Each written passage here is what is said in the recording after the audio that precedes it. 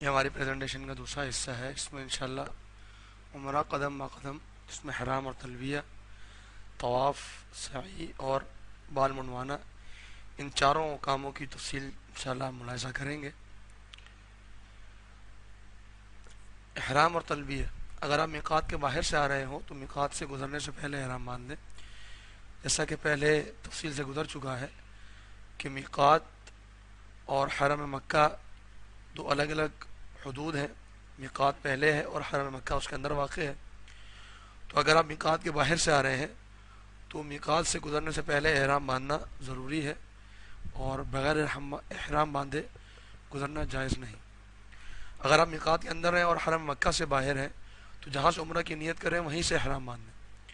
یعنی اگر آپ مثال کے طور پہ جدہ میں ہیں تو جدہ حرم سے باہر ہے اور میقات کے اندر ہے، تو آپ جدہ ہی سے اپنی رہائش گاہ سے احرام باندھ دیں۔ اگر آپ حرم مکہ میں ہیں، مکہ شہر کے اندر موجود ہیں، اور آپ عمرہ کی نیت کرتے ہیں تو حرم سے باہر آ کر عمرے کا احرام پہنیں، اور اس کے لیے قریب ترین مقام جو ہے وہ مسجد تنعیم ہے، جہاں مسجد عائشہ موجود ہے۔ اور زیادہ بہتر یہ ہے کہ مسجد عائشہ کے بجائے آپ کسی قریبی میقات کا جو ہے وہ قصد کریں، وہاں جائیں اور وہاں سے احرام باندھیں، کیونکہ مسجد عائشہ سے عمرہ کرنے کے حوالے سے علماء میں اختلاف ہے۔ تو زیادہ بہتر یہی ہے کہ قریبی میقات میں، جیسا کہ طائف کی میقات ہے، تو وہاں سے جا کر احرام باندھا جائے۔ عمرے کا احرام، ناخن تراش لیں اور زیر ناف بال صاف کر لیں۔ احرام کے لیے غسل کرنا سنت ہے، واجب نہیں ہے۔ اپنے جسم پر خوشبو لگا لیں، داڑھی اور سر کے بالوں پر، لیکن اس بات کا خیال رکھیں کہ وہ خوشبو آپ کے کپڑوں پر نہیں لگنی چاہیے۔ احرام کی چادریں پہن لیں۔ احرام کی 2 رکعت نماز ثابت نہیں ہے۔ نبی کریم صلی اللہ علیہ وسلم نے جو نماز پڑھی تھی وہ ظہر اور عصر کی فرض نمازیں تھیں۔ احرام پہننے کا طریقہ کار یہ ہے کہ پہلے اپنا ازار پہن لیں، ازار کی جو چادر ہے اس کے اوپر بیلٹ آپ پہن لیں تاکہ وہ چادر مضبوط ہو جائے اور گرنے کا خدشہ نہ ہو۔ پھر اوپر کی جو چادر ہے وہ آپ پہن لیں، اور اس میں جیسا کہ اس تصویر میں آپ دیکھ رہے ہیں کہ اپنا دایاں کندھا جو ہے وہ کھلا رکھیں، کیونکہ طواف قدوم میں دایاں کندھا کھلا رکھنا سنت ہے۔ اور جب آپ طواف قدوم کر لیں تو پھر آپ اپنے دونوں کندھوں کو ڈھک لیں۔ تلبیہ، احرام جو ہے وہ چادریں پہن لینے کا نام نہیں ہے، بلکہ احرام دراصل نیت کو کہتے ہیں۔ عمرہ کی نیت کریں اور یہ الفاظ کہیں: لبیک اللہم عمرتن، کہ اللہ میں عمرہ کی نیت کر کے حاضر ہوں۔ اب آپ پر احرام کی پابندیاں شروع ہو گئی ہیں۔ نیت کرنے کے بعد بلند آواز سے صرف مرد حضرات، خواتین آہستہ آواز میں تلبیہ پڑھیں۔ تلبیہ جو نبی کریم صلی اللہ علیہ وسلم سے منقول ہے وہ یہ ہے: لبيك اللهم لبيك لبيك لا شريك لك لبيك إن الحمد والنعمة لك والملك لا شريك لك لبيك۔ اس کا ترجمہ یہ ہے: اے اللہ میں حاضر ہوں، تیرا کوئی شریک نہیں، میں حاضر ہوں، بے شک تمام نعمتیں اور ساری بادشاہت تیری ہے، تیرا کوئی شریک نہیں۔ کعبہ کو دیکھنے تک تلبیہ پڑھنا جاری رکھیں، خاص طور پر ان مواقعوں پر تلبیہ ضرور پڑھیں: سفر کے دوران، کسی چڑھائی یا اترائی کے وقت، کسی اور قافلے سے ملتے وقت، فرض نمازوں کے بعد۔ نبی صلی اللہ علیہ وسلم کا فرمان ہے کہ سب سے افضل حج وہ ہے جس میں خوب زور سے تلبیہ پڑھا جائے اور قربانی کی جائے۔ تلبیہ پڑھنا مسنون ہے، لیکن بعض علماء نے اسے واجب بھی قرار دیا ہے، لہذا اس کا خیال رکھنا چاہیے۔ بعض جماعت ہو کر تلبیہ پڑھنا، یہ ایک شخص پڑھائے اور باقی اس کے پیچھے پڑھیں، یہ بدعت ہے۔ نبی صلی اللہ علیہ وسلم سے اس کا ثبوت نہیں ملتا۔ احرام میں جو ممنوع امور ہیں لباس کے حوالے سے مرد حضرات کے لیے، وہ یہ ہے کہ جسم کے مطابق سلا ہوا لباس جیسے قمیص جو ہے وہ لباس میں احرام کے اندر ممنوع ہے۔ بیرونی لباس کی طرح اندرونی لباس میں ممنوع ہے، جیسے بنیان وغیرہ۔ سر کو ڈھانپنا، چاہے وہ ٹوپی کے ذریعے ہو یا پگڑی کے ذریعے ہو۔ خواتین کے لیے نقاب کرنا جو ہے وہ لباس کے اندر یہ ممنوع ہے، سلا ہوا لباس جو ہے وہ پہن سکتی ہیں، قمیص شلوار ان کے لیے پہننا جائز، اور عمومی طور پہ دستانے پہننا، ایسے جوتے پہننا جو ٹخنوں کو ڈھک لیں۔ اسی طرح احرام میں ممنوع امور میں خوشبو لگانا، مرد و عورت دونوں کے لیے خوشبو لگانا جو ہے وہ حرام ہے۔ کپڑوں پر اگر لگ جائے تو دھونا واجب ہے، اور اگر احرام سے پہلے جسم پر لگی ہو تو کوئی حرج نہیں ہے، لیکن یہ خیال رکھیں کہ جو جسم پر لگی ہے خوشبو وہ کپڑوں پر نہیں لگنی چاہیے۔ احرام کے دوران خوشبو والا صابن، شیمپو، کریم وغیرہ بھی استعمال نہ کریں۔ صفائی ستھرائی کے حوالے سے ناخن تراشنا منع ہے، جسم کا کوئی بال کاٹنا منع ہے، البتہ اگر غسل کے دوران یا ویسے کوئی بال جو ہے وہ انجانے میں، نادانستگی میں اگر ٹوٹ جاتا ہے تو کوئی حرج نہیں ہے۔ اگر جان بوجھ کر ایسا کیا تو احرام کا فدیہ ادا کرے گا، اور اس فدیے کا تذکرہ انشاءاللہ آگے آئے گا۔ نکاح کرنا، حالت احرام میں نکاح کرنا حرام ہے، کسی کا نکاح پڑھانا بھی حرام ہے، کسی کو نکاح کا پیغام بھیجنا بھی حرام ہے۔ اگر نکاح کیا یا کسی کا نکاح پڑھایا تو نکاح باطل ہے۔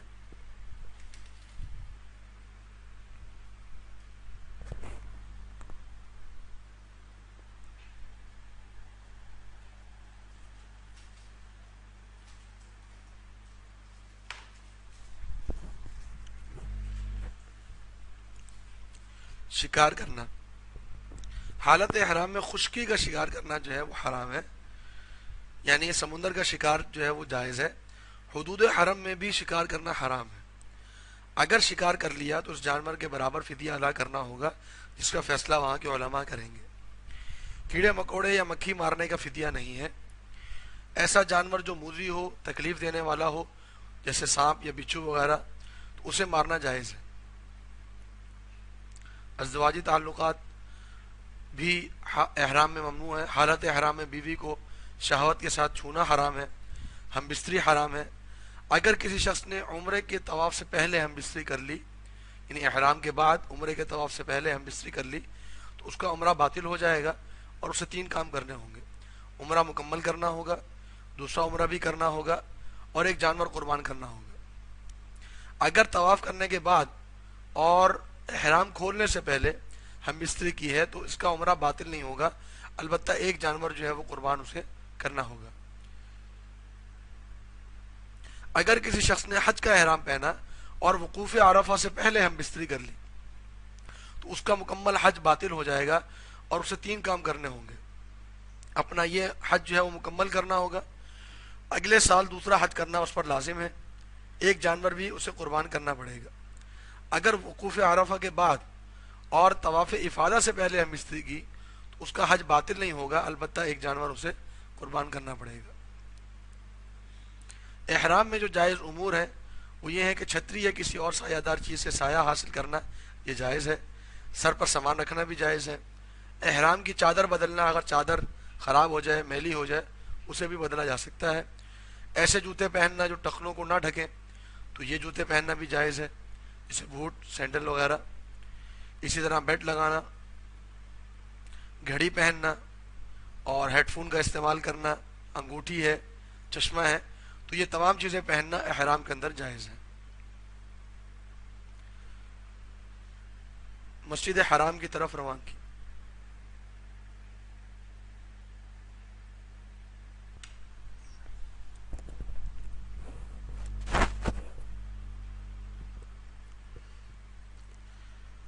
یہ مسجد حرام کا جو ہے وہ نقشہ ہے، یہ اگرچہ کچھ سال پرانی تصویر ہے لیکن اس میں اہم مقامات کی توضیح موجود ہے۔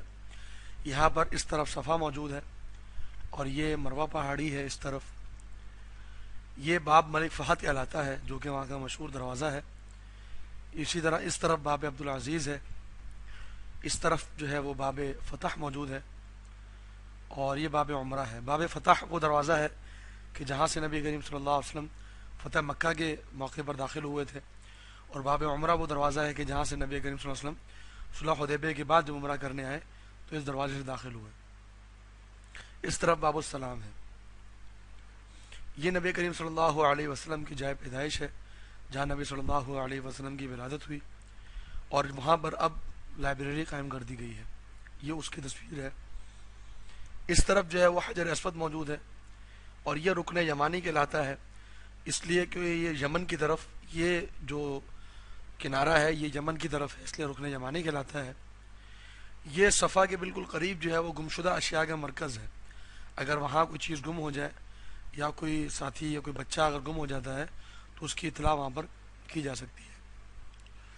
صفا اور مروہ کے درمیان جو فاصلہ ہے وہ تقریباً 0.3 کلومیٹر کا فاصلہ ہے، اور جو چھت پر جو طواف ہے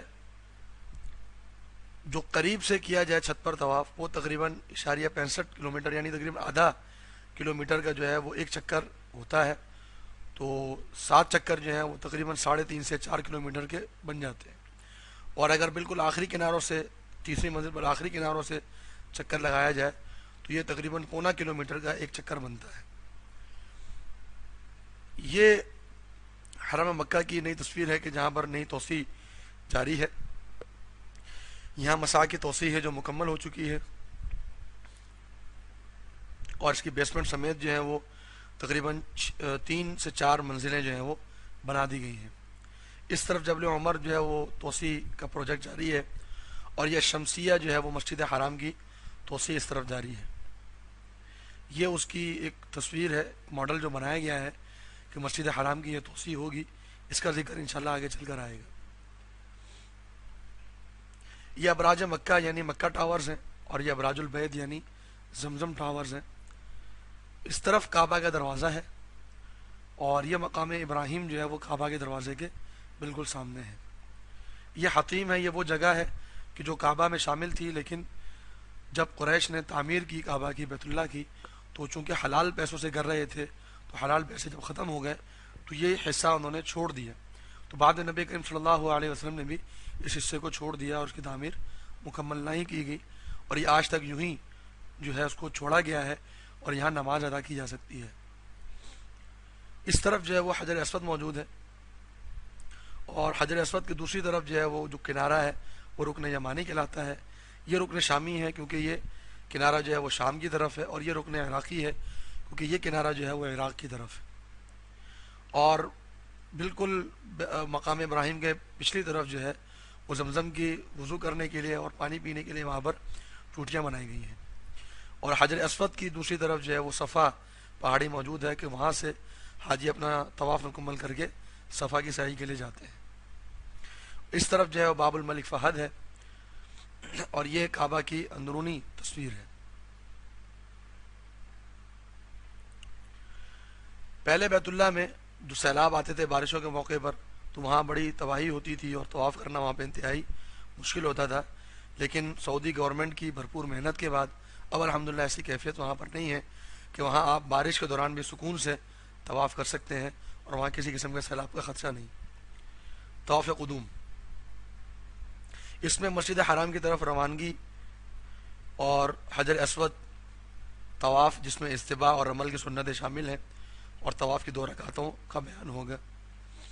مسجد حرام کی طرف روانگی، مکہ میں داخل ہونے سے پہلے اگر آپ غسل کر سکیں تو یہ بہتر ہے، کیونکہ مکہ سے داخل ہونے سے پہلے غسل کرنا سنت ہے، نبی صلی اللہ علیہ وسلم نے غسل کیا ہے۔ مسجد حرام میں داخل ہوتے وقت سیدھا پاؤں اندر رکھیں اور یہ دعا پڑھتے ہوئے اندر داخل ہوں۔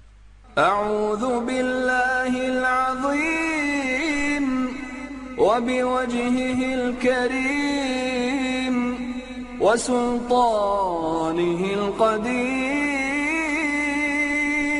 من الشيطان الرجيم بسم الله والصلاة والسلام على رسول الله اللهم افتح لي ابواب رحمتك۔ اس کا ترجمہ یہ ہے کہ میں اللہ کی پناہ میں آتا ہوں جو بہت عظیم ہے، اور اس کے معزز چہرے کی پناہ میں آتا ہوں، اور اس کی قدیم بادشاہت کی پناہ میں آتا ہوں شیطان مردود سے۔ اللہ کے نام کے ساتھ مسجد میں داخل ہوتا ہوں، اور درود و سلام ہو رسول اللہ صلی اللہ علیہ وسلم پر۔ اے اللہ تو اپنی رحمت کے دروازے میرے لیے کھول دے۔ جب بیت اللہ پر نظر پڑے تو ہاتھ اٹھا کر دعا مانگے، یہ عبداللہ بن عباس سے ثابت ہے، کسی مرفوع حدیث سے ثابت نہیں ہے۔ اس کے لیے کوئی خاص دعا ثابت نہیں ہے، لہذا آپ جو مانگنا چاہیں وہ مانگیں۔ اگر آپ احرام کی حالت میں مسجد حرام میں داخل ہوں تو تحیت المسجد نہ پڑھیں، اگر فرض نماز ہو رہی ہو تو وہ ادا کر لیں۔ اب سیدھے حجر اسود کی طرف جائیے اور اس کی طرف رخ کر کے اللہ اکبر کہیے، اور اسے ہاتھ سے چھوئیں، بوسہ دیں اور اس پر سجدہ کریں، یعنی جو پتھر ہے اس کے اوپر اپنا ماتھا جو ہے اور پیشانی اسے رکھیں۔ اگر بوسہ نہیں دے سکتے تو صرف چھو لیں اور اپنے ہاتھ کو چوم لیں۔ اگر چھو بھی نہیں سکتے تو صرف دائیں ہاتھ سے اشارہ کریں، صرف دائیں ہاتھ کو استعمال کریں اشارے کے لیے، اور اشارہ کرنے کے بعد ہاتھ کو چومیں نہ، اور جب اشارہ کر رہے ہوں یا چوم رہے ہوں یا چھو رہے ہوں تو اس وقت آپ نے تکبیر کہنی ہے، اللہ اکبر کہنا ہے۔ اور اگر بہت زیادہ رش ہو تو حجر اسود کے بالکل سیدھ میں ایک ہری لائٹ جو ہے وہ نصب ہے، آپ حجر اسود اور اس لائٹ کے درمیان آ جائیں تاکہ آپ حجر اسود کے بالکل بالمقابل کھڑے ہوں، اپنے دائیں ہاتھ سے حجر اسود کی طرف اشارہ کریں اور پھر ہاتھ کو چومنا نہیں ہے، تکبیر کہیں اور اپنا طواف اس کی ابتدا کر دیں۔ طواف کے دوران حجر اسود کو چومنا یا چھونا واجب نہیں ہے، بلکہ اشارہ کر دینا بھی کافی ہے۔ حجر اسود کی طرف دونوں ہاتھوں سے اشارہ کرنا اور اس کی طرف رخ کر کے طویل دعا مانگنا یہ غلط طریقہ ہے، نبی صلی اللہ علیہ وسلم سے ثابت نہیں۔ اگر حجر اسود پر رش ہو تو کسی مسلمان کو دھکا دے کر اور اذیت دے کر حجر اسود کو چومنا باعث اجر نہیں ہے، جیسا کہ آپ کے سامنے ہے کہ حجر اسود پر بے پناہ رش ہے، تو اس موقع پر چونکہ حجر اسود کو چومنا یا چھونا واجب نہیں ہے اور کسی مسلمان کو تکلیف دینا حرام ہے، تو لہذا کسی مستحب کام کو کرنے کے لیے کوئی حرام کام کرنا یہ غلط ہے۔ آپ صرف حجر اسود کی طرف اشارہ کیجئے، اگر رش ہو اور چومنے یا چھونے کا موقع نہ ملے تو اشارہ کر دینا بھی کافی ہے۔ حجر اسود کو چھونے کی فضیلت نبی کریم صلی اللہ علیہ وسلم سے منقول ہے۔ آپ صلی اللہ علیہ وسلم نے فرمایا کہ اللہ تعالیٰ اس پتھر کو قیامت کے دن زندہ کرے گا، اس کی آنکھیں ہوں گی اور زبان ہوگی، یہ ہر اس شخص کے لیے گواہی دے گا جس نے اسے ایمان کے ساتھ چھوا ہوگا۔ ایک اور حدیث میں ہے کہ آپ صلی اللہ علیہ وسلم نے فرمایا حجر اسود اور رکن یمانی کو چھونے سے گناہ مٹ جاتے ہیں۔ حجر اسود کی تاریخ یہ ہے کہ حجر اسود جنت کا پتھر ہے جو کہ بالکل سفید تھا، اس کو انسانوں کے گناہوں نے سیاہ کر دیا۔ حجر اسود اب چھوٹے چھوٹے پتھروں کی شکل میں ہے اور اس کی وجہ جو ہے وہ اس آگ لگنا، سیلاب اور کرامتی جو کہ شیعوں کے ایک فرقہ ہے جنہوں نے بیت اللہ پر حملہ کیا اور حاجیوں کو قتل کیا اور وہاں سے حجر اسود کو اٹھا کر لے گئے، تو ان وجوہات کی بنا پر حجر اسود جو کہ ایک مکمل پتھر تھا اب چھوٹے چھوٹے پتھروں کی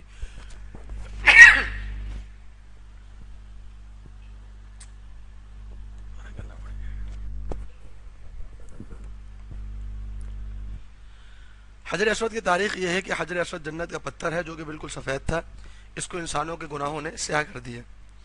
حجر اسود اب چھوٹے چھوٹے پتھروں کی شکل میں ہے اور اس کی وجہ آگ لگنا، سیلاب اور کرامتی جو کہ شیعوں کا ایک فرقہ ہے جنہوں نے بیت اللہ پر حملہ کیا اور وہاں پر حجاج کو قتل بھی کیا اور حجر اسود کو اٹھا کر لے گئے، ان وجوہات کی بنا پر حجر اسود جو کہ ایک مکمل پتھر تھا اب چھوٹے چھوٹے پتھروں کی شکل میں ہے۔ ان ٹکڑوں کو اب ایک چاندی کے فریم میں مضبوط سیمنٹ سے جوڑ دیا گیا ہے جیسا کہ یہ آپ کے سامنے ہے، تو لہذا جب آپ حجر اسود کو چوم رہے ہوں یا چھو رہے ہوں تو اس بات کا اطمینان کر لیں کہ آپ سیمنٹ کو نہ چوم رہے ہوں بلکہ حجر اسود پر آپ کے ہونٹ ہونے چاہیے۔ طواف قدوم، قدوم کا مطلب ہے آنا، یہ وہ پہلا طواف ہے جو مکہ پہنچ کر کیا جاتا ہے، چاہے یہ عمرے کا طواف ہو چاہے یہ حج کا طواف ہو، جو بھی پہلا طواف مکہ پہنچ کر کیا جاتا ہے اسے طواف قدوم کہتے ہیں۔ بیت اللہ کے گرد طواف کے حوالے سے ایک خلاصہ یہ ہے کہ طواف حجر اسود سے شروع ہوتا ہے، بیت اللہ کو اپنے الٹے ہاتھ کی طرف رکھ کر گھڑی کے مخالف سمت میں یہ طواف کیا جاتا ہے۔ ہر چکر حجر اسود پر ختم ہوتا ہے اور طواف کے 7 چکر ہیں، جیسا کہ یہ آپ کے سامنے ہے کہ یہاں سے یہ طواف کی ابتدا ہوتی ہے اور پھر حتیم کے باہر سے آپ نے گھومنا ہے، حتیم کے اندر سے اگر کوئی شخص جائے گا تو اس کا طواف مکمل نہیں ہوگا کیونکہ حتیم بیت اللہ کا حصہ ہے۔ پھر یہاں رکن یمانی پر پہنچنا ہے اور رکن یمانی سے لے کر حجر اسود پر، تو یہاں دوبارہ حجر اسود پر پہنچ کر ہمارا چکر جو ہے وہ مکمل ہو جاتا ہے۔ اس طرح جو ہے وہ 7 چکر لگانے ہیں تو یہ ہمارا طواف مکمل ہو جائے گا۔ طواف قدوم میں استباع کرنا یہ صرف مرد حضرات کے لیے سنت ہے، اور وہ یہ ہے کہ احرام کو سیدھے کندھے کے نیچے سے نکال کر الٹے کندھے پر رکھنا، جیسا کہ آپ کے سامنے اس تصویر میں وضاحت موجود ہے۔ یہ صرف طواف قدوم کے 7 چکروں میں ہے۔ اگر نماز کا وقت ہو جائے تو کندھا ڈھک لیں، کیونکہ نماز میں دونوں کندھوں کا ڈھکنا واجب ہے۔ اور یہ بھی یاد رہے کہ استوا سنت ہے، واجب نہیں ہے۔ اگر طواف قدوم میں کوئی شخص بھول جائے اور استوا نہ کر سکے تو اس میں کوئی حرج نہیں ہے، اس کا طواف مکمل ہے۔ رمل، یہ بھی صرف مرد حضرات کے لیے سنت ہے۔ یہ بھاگنے اور تیز چلنے کے درمیان والی رفتار سے چلنا، اسے رمل کہا جاتا ہے۔ اس میں کندھے اچکا کر چلا جاتا ہے۔ رمل طواف قدوم کے صرف پہلے 3 چکروں میں ہے، یعنی مکمل طواف میں بھی نہیں ہے، ہر طواف میں بھی نہیں ہے، بلکہ طواف قدوم کے بھی پہلے صرف 3 چکروں میں ہے۔ رمل کرنا سنت ہے۔ اگر رش کی وجہ سے رمل کرنا ممکن نہ ہو تو کوئی حرج نہیں ہے۔ طواف کے لیے وضو واجب ہے۔ طواف کے لیے وضو واجب ہے۔ اگر کسی شخص کا اگر وضو ٹوٹ جاتا ہے تو اسے کیا کرنا چاہیے، اس کے حوالے سے علماء کے 2 قول ہیں۔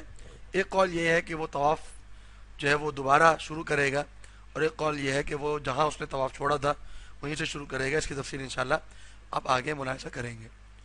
طواف کے لیے ضروری ہے کہ کعبہ آپ کے دائیں طرف ہو۔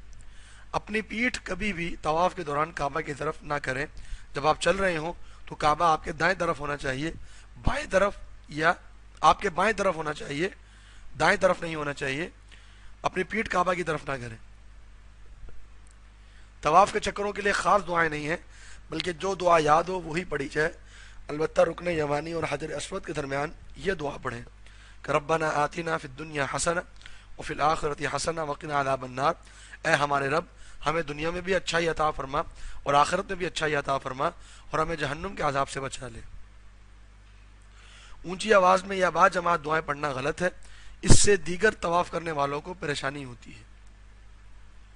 طواف میں انقطاع، اگر طواف کے درمیان نماز کا وقت ہو جائے تو نماز ادا کر سکتے ہیں۔ طواف کے دوران اگر وضو ٹوٹ جائے یا حاجت محسوس ہو تو طواف چھوڑ کر وضو کریں اور طواف وہیں سے شروع کریں جہاں چھوڑا تھا۔ بعض علماء کے نزدیک طواف دوبارہ سے شروع کریں گے، اور اس میں زیادہ احتیاط، اگر دوبارہ شروع کرنے میں زیادہ مسئلہ نہ ہو، یعنی رش زیادہ نہ ہو، ٹائم زیادہ نہ لگ رہا ہو، تو بہتر اور احتیاط اسی میں ہے کہ طواف دوبارہ کر لیا جائے۔ لیکن اگر بہت زیادہ رش ہو اور دوبارہ طواف کرنے میں انتہائی دقت ہو اور مشکل محسوس ہو تو جہاں طواف چھوڑا تھا، یعنی جتنے چکر مکمل کیے تھے، تو اس سے آگے چکر سے ابتدا کی جا سکتی ہے۔ اگر دوران طواف تھک جائے تو آرام کر سکتا ہے۔ اگر طواف کے چکروں میں شک ہو جائے تو کم تعداد کا اعتبار کریں۔ اگر طواف مکمل کرنے کے بعد شک ہو تو اس کا اعتبار نہیں، یعنی اگر انسان نے کم تعداد کا اعتبار کرنے سے مراد یہ ہے کہ اگر 4 اور 5 کی تعداد میں شک ہے تو 4 کا اعتبار کرے گا، اور اگر طواف مکمل ہو گیا، مکمل کرنے کے بعد اب وہ صحیح کر رہا ہے یا صحیح بھی کر چکا ہے، اس کے بعد اسے خیال آیا کہ میں نے نہ جانے 6 چکر لگائے ہیں یا 7 چکر لگائے ہیں، تو اب اس شک کا کوئی اعتبار نہیں ہے، اس کا طواف مکمل ہے۔ ملتزم، کعبہ کے دروازے اور حجر اسود کے درمیانی جگہ کو ملتزم کہا جاتا ہے۔ یہ جگہ ہے جو ملتزم کی ہے۔ عموماً لوگ یہ سمجھتے ہیں کہ شاید کعبہ کا جو دروازہ ہے وہ ملتزم ہے، اور یہ سوچ غلط ہے۔ اصل جو ملتزم ہے وہ کعبہ کے دروازے اور حجر اسود کے درمیانی جگہ کو کہا جاتا ہے۔ ملتزم کا مطلب ہے ایسی جگہ جس سے انسان جڑ جائے۔ طواف کے دوران اگر موقع ملے تو ملتزم پر بھی جانا چاہیے، یہاں پر دعائیں قبول ہوتی ہیں۔ مقام ابراہیم، وہ پتھر ہے جس پر ابراہیم علیہ السلام کے پاؤں مبارک کے نشان ہیں۔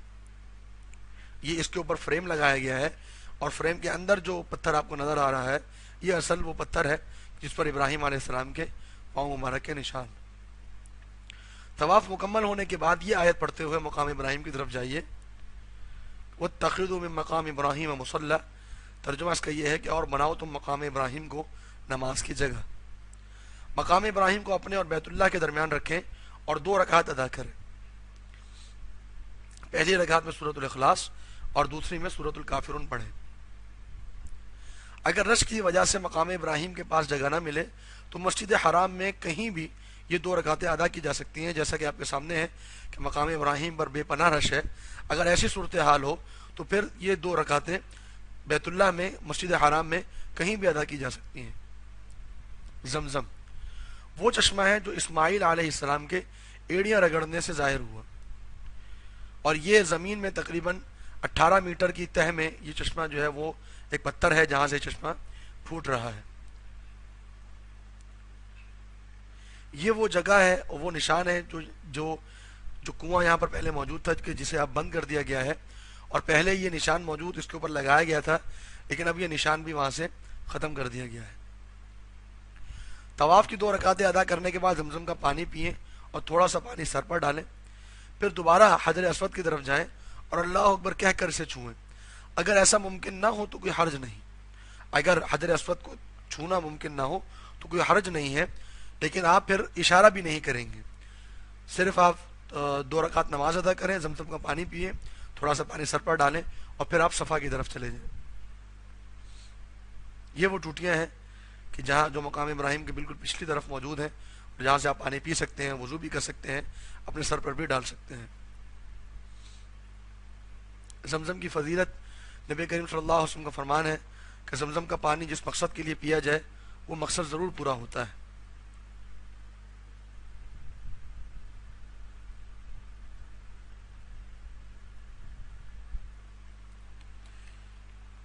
نبی کریم صلی اللہ علیہ وسلم نے فرمایا کہ زمزم کا پانی کھانا بھی ہے اور بیماری سے شفا بھی. یہ صحیح بخاری اور صحیح مسلم کی حدیث ہے. طواف کے بعد سعی, صفا کی طرف جاتے ہوئے یہ آیات تلاوت کریں. ان الصفا والمروة من شعائر الله فمن حج البيت او اعتمر فلا جناح عليه ان يطوف بهما ومن تطوع خيرا فإن الله شاكر عليم. اس کا ترجمہ یہ ہے کہ بے شک کوہ صفا اور مروہ اللہ کی نشانیوں میں سے ہے, تو جو شخص خانہ کعبہ کا حج یا عمرہ کرے اس پر کچھ گناہ نہیں کہ دونوں کا طواف کرے, بلکہ طواف ایک قسم کا نیک کام ہے, اور جو کوئی نیک کام کرے تو اللہ قدر شناس اور دانا ہے. تو یہ آیت پڑھتے ہوئے آپ صفا کی طرف جائیں. یہ صفا پہاڑی ہے کہ جسے اب محفوظ کر دیا گیا ہے, اور حاجیوں کے درمیان اور پہاڑی کے درمیان رکاوٹ کھڑی کر دی گئی ہے, اور اس کی وجہ یہ ہے کہ وہاں پر جو حاجی آنے والے ہیں وہ صفا کو پہاڑی کو متبرک سمجھتے ہوئے وہاں سے پتھر اٹھا کر لے جاتے ہیں. صفا پر جب آپ پہنچ جائیں تو پھر قبلہ رخ ہوں, 3 دفعہ اللہ اکبر کہیں, پھر یہ دعا پڑھیں. لا إله إلا الله وحده لا شريك له له الملك وله الحمد وهو على كل شيء قدير لا إله إلا الله وحده أنجز وعده ونصر عبده وهزم الأحزاب وحده. نہیں ہے کوئی معبود برحق سوائے اللہ کے, اس کا کوئی شریک نہیں, ساری بادشاہت اور تعریف اسی کے لیے ہے اور وہ ہر چیز پر قادر ہے. نہیں ہے کوئی معبود برحق سوائے اللہ کے, وہ اکیلا ہے, اس نے اپنا وعدہ پورا کیا, اپنے بندے کی مدد کی اور تنہا ہی تمام لشکروں کو شکست دی. پھر دعا کریں, یعنی یہ دعا پڑھنے کے بعد پھر آپ دعا کریں. اس طرح آپ 3 دفعہ کریں, 3 دفعہ اللہ اکبر کہیں, یہ دعا پڑھیں, پھر طویل دعا کریں, پھر 3 دفعہ اللہ اکبر کہیں, پھر یہ دعا پڑھیں, پھر دعا کریں, پھر 3 دفعہ اللہ اکبر کہیں, پھر یہ دعا پڑھیں, پھر دعا کریں. تو یہ عمل آپ نے 3 دفعہ کرنا ہے. پھر آپ مروہ کی طرف چلیں. 2 سبز نشان آپ کو نظر آئیں گے صفا کی طرف مروہ کی طرف جاتے ہوئے. ان 2 سبز نشانوں کے درمیان صرف مرد حضرات تیز جو ہیں وہ بھاگیں گے. یہ 2 نشان ہیں, اس طرح کے سبز نشان بنائے گئے ہیں. تو جب یہ نشان آ جائے تو وہاں سے آپ نے بھاگنا شروع کرنا ہے اور اگلے سبز نشان تک آپ نے بھاگتے چلے جانا ہے. صفا اور مروہ کے درمیان چلتے ہوئے دعائیں مانگتے رہیں, اور یہاں پر آپ اردو میں بھی دعائیں مانگ سکتے ہیں, عربی کی قید نہیں ہے. پھر مروہ پر پہنچ کر وہی عمل کریں جو صفا پر کیا تھا, یعنی اسی طرح آپ 3 دفعہ اللہ اکبر کہیں اور پھر آپ جو ہے وہ دعا پڑھیں اور اس کے بعد دعا کریں, پھر 3 دفعہ اللہ اکبر کہیں. اس طرح آپ یہ عمل 3 دفعہ کریں. 7واں چکر مروہ پر مکمل ہوگا. یہ مروہ پہاڑی کی تصویر ہے, یہاں پہنچ کر آپ کا 7واں چکر جو ہے وہ مکمل ہوگا.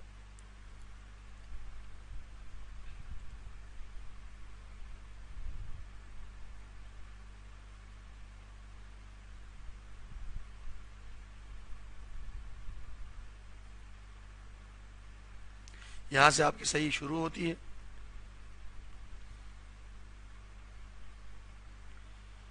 سبز نشان جیسے ہی آئے تو یہاں سے آپ نے بھاگنا شروع کرنا ہے اور اگلے سبز نشان تک بھاگنا ہے. پھر آپ مروہ پہاڑی پر پہنچ جائیں گے.